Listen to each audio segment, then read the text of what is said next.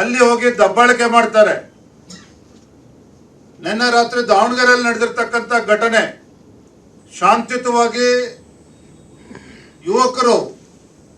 ಹಿಂದೂ ಯುವಕರು ಗಣಪತಿ ಮೆರವಣಿಗೆ ಮಾಡ್ಕೊಂಡು ಹೋಗ್ತಾ ಇರ್ತಕ್ಕಂಥ ಸಂದರ್ಭದಲ್ಲಿ, ವಿಸರ್ಜನೆ ಸಂದರ್ಭದಲ್ಲಿ ಆ ಒಂದು ಹಿಂದೂಗಳ ಮೇಲೆ ದಾಳಿ ಮಾಡಿರ್ತಕ್ಕಂಥದ್ದು ನಾನು ಟಿವಿಗಳಲ್ಲಿ, ದೃಶ್ಯ ಮಾಧ್ಯಮಗಳಲ್ಲಿ ನೋಡ್ತಾ ಇದ್ದೆ.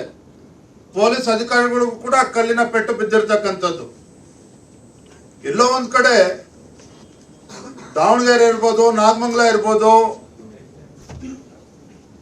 ಇಲ್ಲಿ ರಾಜ್ಯದಲ್ಲಿ ನಡೀತಾ ಇರ್ತಕ್ಕಂಥ ಘಟನಾವಳಿಗಳನ್ನ ನೀವು ಅವಲೋಕನ ಮಾಡೋದಾದ್ರೆ, ಈ ರಾಜ್ಯದಲ್ಲಿ ಒಂದು ಚುನಾಯಿತ ಸರ್ಕಾರ ಇದೆ, ಈ ರಾಜ್ಯದಲ್ಲಿ ಒಂದು ಪೊಲೀಸ್ ವ್ಯವಸ್ಥೆ ಇದೆ ಅನ್ನೋದೇ ಹೊತ್ತು ಮರ್ತೋಗಿದೆ.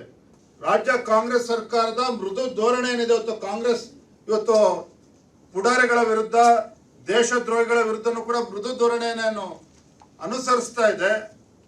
ಇದರ ಪರಿಣಾಮ ರಾಜ್ಯದಲ್ಲಿ ಇವತ್ತು ಶಾಂತಿ ಸುವ್ಯವಸ್ಥೆ ಕದಡ್ತಕ್ಕಂಥ ಕೆಲಸ ಆಗಿದೆ. ಹಿಂದೂಗಳ ಮೇಲೆ ದಾಳಿ ಮಾಡ್ತಕ್ಕಂಥ ಕೆಲಸ ಆಗ್ತಾ ಇದೆ.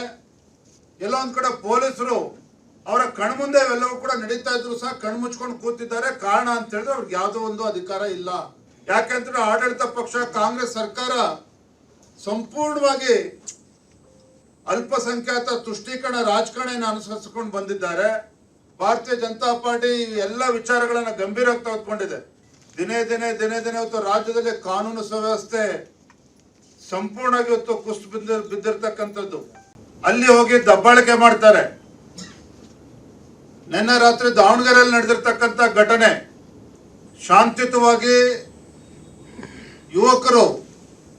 ಹಿಂದೂ ಯುವಕರು ಗಣಪತಿ ಮೆರವಣಿಗೆ ಮಾಡ್ಕೊಂಡು ಹೋಗ್ತಾ ಇರ್ತಕ್ಕಂಥ ಸಂದರ್ಭದಲ್ಲಿ, ವಿಸರ್ಜನೆ ಸಂದರ್ಭದಲ್ಲಿ ಆ ಒಂದು ಹಿಂದೂಗಳ ಮೇಲೆ ದಾಳಿ ಮಾಡಿರ್ತಕ್ಕಂಥದ್ದು ನಾನು ಟಿವಿಗಳಲ್ಲಿ, ದೃಶ್ಯ ಮಾಧ್ಯಮಗಳಲ್ಲಿ ನೋಡ್ತಾ ಇದ್ದೆ.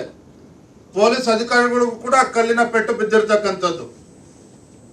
ಎಲ್ಲೋ ಒಂದ್ ಕಡೆ ದಾವಣಗೆರೆ ಇರ್ಬೋದು, ನಾಗಮಂಗಲ ಇರ್ಬೋದು,